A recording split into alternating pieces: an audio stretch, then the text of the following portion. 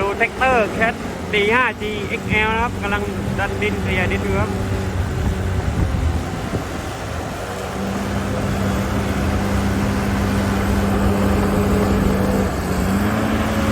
ใบมีดก็เอียงปรับระดับได้หมดนะครับติดลมแล้วเด็กก้า27ครับน่าทิ้งดินเลยครับเอาตัวรอดก่อนครับช็อตเด็ดครับช็อตเด็ด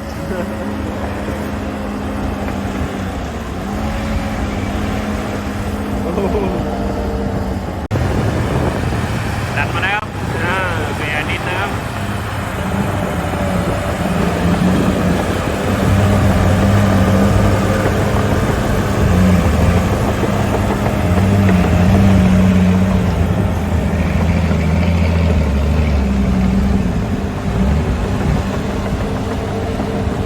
ชอบคลิปนี้ก็ฝากกดติดตามให้ด้วยนะครับใน YouTube ส่วนใน Facebook ก็ฝากกดไลค์ที่เพจให้ด้วยนะครับก็ฝากดูโฆษณาให้ด้วยนะครับโฆษณาขึ้นมาก็อดใจรอหน่อยครับไม่ต้องกดข้ามนะครับ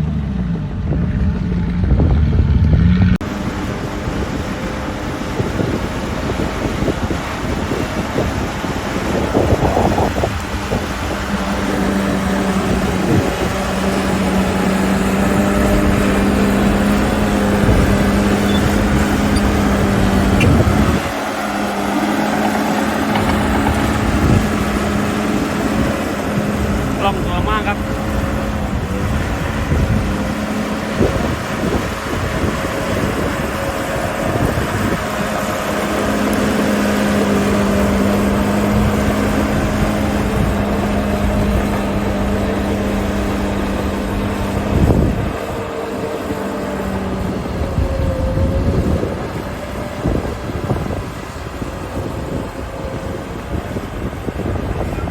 มาเลยอย่ามาดันไปใต้ตามตรงข้าม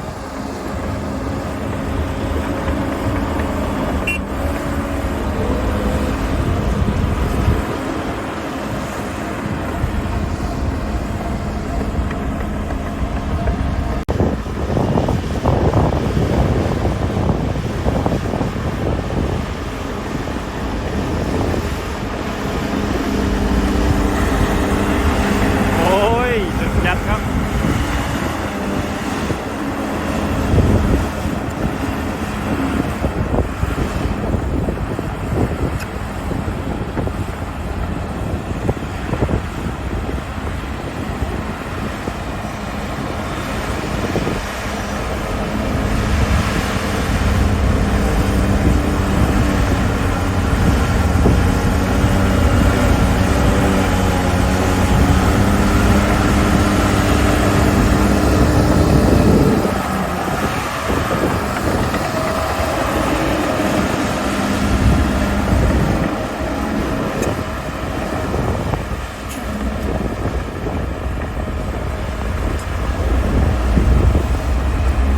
รถคันใหม่ด้วยครับ Cat CS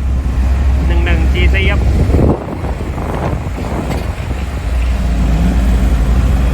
บริษัทโลกิจเขาสายแคทนะครับมีแคทเตอร์เบลล่าหลายคันนะครับรถขุดก็เป็นรถขุดแคทแท็กเตอร์แคทเกเดอร์แคทก็รถของแคทหมดเลยนะครับแคทเตอร์เบลล่าฝ่ายการตลาดใต้ดูคลิปนี้นะครับก็จะขอหมวกหรือว่าขอเสื้อสักชุดนะครับก็ถ้ามีก็ฝากด้วยนะครับเพราะว่าคลิปเราก็คลิปแคทเตอร์เบลล่าเราก็ถ่ายมาหลายรุ่นนะครับจัดจำหน่ายโดยบริษัทเมโทรแคทแมชชินนารีนะครับสนใจก็ติดต่อได้เลยครับเมโทรแคทสาขาใกล้บ้านท่านนะ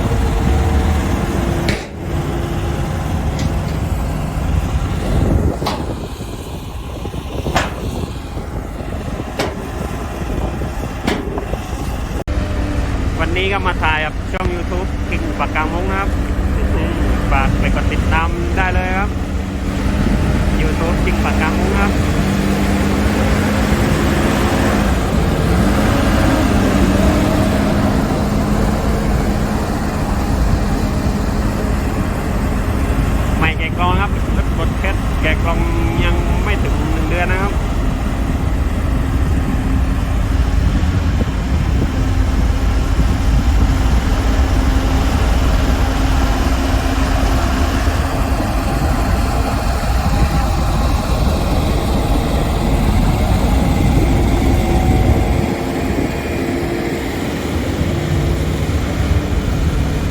มีดเอียงแบบนี้ครับทำให้ต้านแรงได้เยอะครับแต่ดันตรงๆนะครับว่ามันกินดินเต็มๆครับแต่เอียงแบบนี้รถมีกำลังเยอะกว่า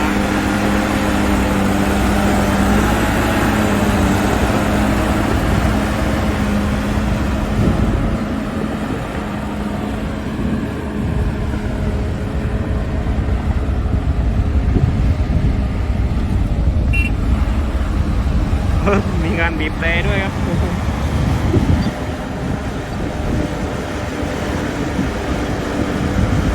เฮ้ย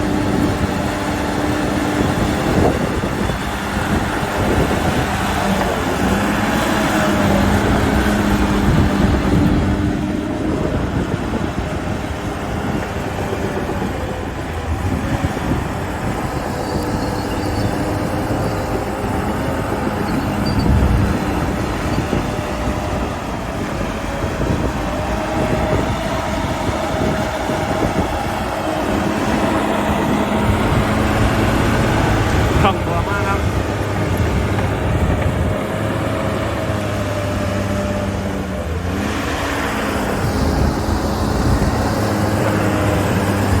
กระโดดลงอ่ะครับอันตรายครับ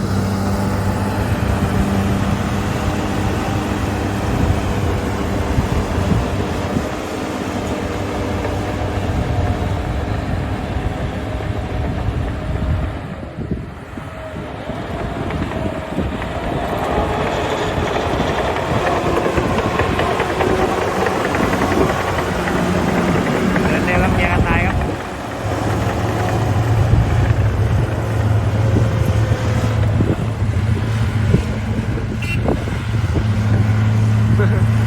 บีบแตรดังด้วยครับปิด